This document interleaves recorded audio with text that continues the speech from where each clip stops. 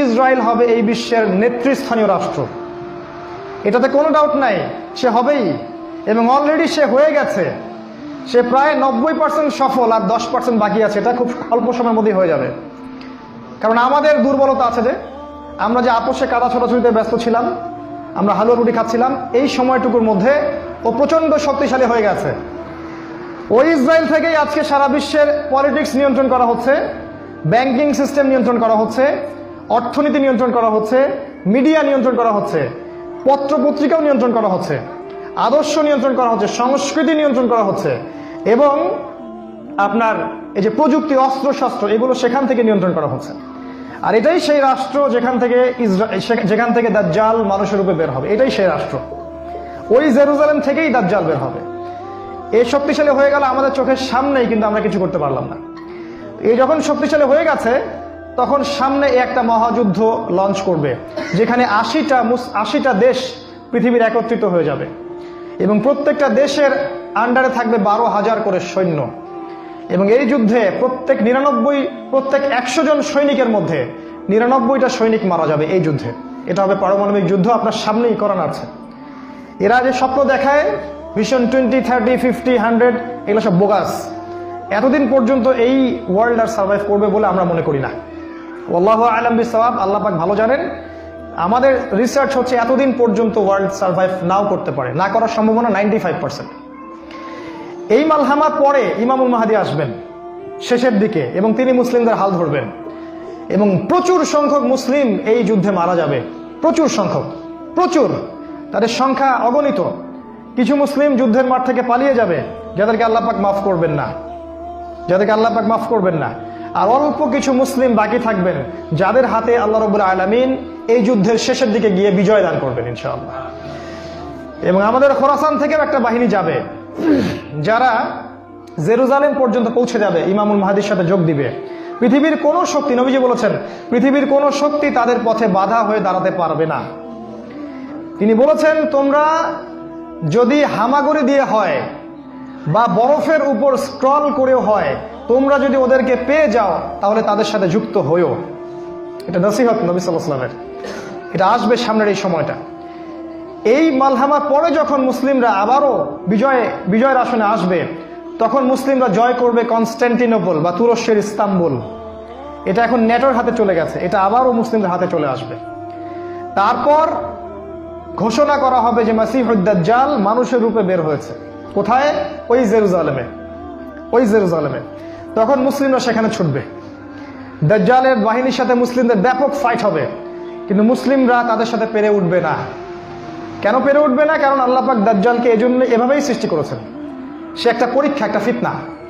তার হাতে আল্লাহ পাক প্রচুর ক্ষমতা দিবেন। সে বৃষ্টি বর্ষণ করতে পারবে, সে প্রযুক্তি নিয়ন্ত্রণ করবে, সে আকাশ নিয়ন্ত্রণ করবে, সে প্রত্যেকটা শহরে প্রবেশ করবে, প্রতিটা শহরে সে খুব দ্রুত ফ্লাই করতে পারবে। তার হাতে খাবারের মজুদ থাকবে, মানুষকে দুর্ভিক্ষের মধ্যে সে ফেলে দিবে। যারা তার আনুগত্য করবে সে তাদেরকে খাবার দিবে, মানে ইকোনমিক প্রোগ্রেস দিবে। যারা ওকে অনুসরণ করবে সে তাদেরকে সোনা রূপা দিয়ে দিবে। যারা ওকে অস্বীকার করবে সে তাদেরকে দুর্ভিক্ষ দিবে, মেরে ফেলবে। এক কথায় যারা দাজ্জালকে অনুসরণ করবে তাদের প্রত্যেককে দাজ্জাল প্রোগ্রেস দিবে, উন্নতি অগ্রগতি দিবে, তাদের জিডিপি বাড়তে থাকবে এক কথায়। আর যারাই মাসিহুদ দাজ্জালের বিরোধিতা করবে তাকে সে একদম ধ্বংস করে ফেলবে, একদম ধ্বংস। অর্থনৈতিক দিক থেকে, শারীরিক দিক থেকে রাষ্ট্রগুলো আক্রমণ করবে, সে পুরো ম্যাসাকার করে ফেলবে। তার হাতে আল্লাহ পাক এরকম ক্ষমতা দিবেন। এই জন্য মুসলিমরা তাদের সাথে পেরে উঠবে না। তাহলে কি হবে? আল্লাহ রাব্বুল আলামিন তখন মুসলিমদের দোয়া কবুল করবেন এবং ঈসা আলাইহিস সালামকে আকাশ থেকে পাঠাবেন এই পৃথিবীতে আবারও ইনশাআল্লাহ। এবং ঈসা আলাইহিস সালাম সিরিয়ার দামেস্কে সাদা মিনারের উপরে নামবেন, এবং ইমামুল মাহদীও সেখানে থাকবেন। সেখানে ফজরের নামাজ পড়া হবে, ইমামুল মাহদী ইমামতি করবেন, আর এই ঈসা আলাইহিস সালাম পিছনে মুক্তাদি হয়ে থাকবেন। এটা আমাদের জন্য গর্বের বিষয়। এরপরে ঈসা আলাইহিস সালাম বলবেন যে অবরোধ তুলে দেওয়া হবে, মসজিদের দরজা খুলে দেওয়া হবে, এবং ঈসা আলাইহিস সালামকে দেখা মাত্রই মাসিহুদ দাজ্জাল পালাতে শুরু করবে। এবং দাজ্জালের বাহিনী অর্থাৎ ইহুদি খ্রিস্টান সভ্যতার সাথে মুসলিমদের যুদ্ধ হবে।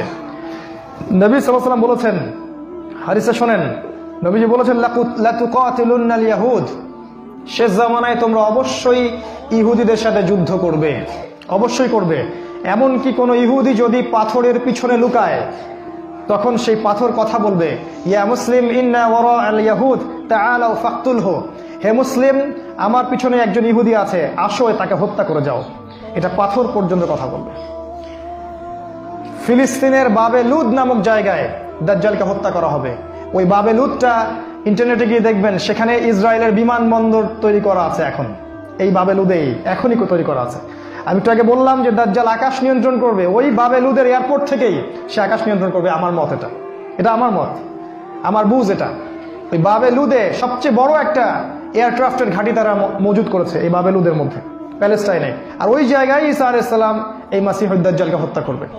এরপরে ঈসা আলাইহিস সালাম জেরুজালেম থেকে ইমামুল মাহদিকে সাথে নিয়ে পুরো বিশ্বে ইসলামী খেলাফা বাস্তবায়ন করবে। পুরো বিশ্বে নবীজি বলেছেন, একটা পাকা বাড়ি একটা কাঁচা বাড়িও বাদ থাকবে না যেখানে ইসলামের কালিমা লা ইলাহা ইল্লাল্লাহ প্রবেশ করবে না। একটা কাঁচা বাড়ি একটা পাকা বাড়িও বাদ থাকবে না। এরপরে ঈসা আলাইহিস সালাম 40 বছর এই পৃথিবীতে ইসলামী খেলাফা বাস্তবায়ন করবেন। নবীজি বলেছেন, পৃথিবীতে কোনো জুলুম থাকবে না, কোনো রকমের অন্যায় পাপাচার থাকবে না। বাঘে এবং হরিণে এক ঘাটে পানি খাবে, কেউ কারো প্রতি কোনো অবিচার করবে না।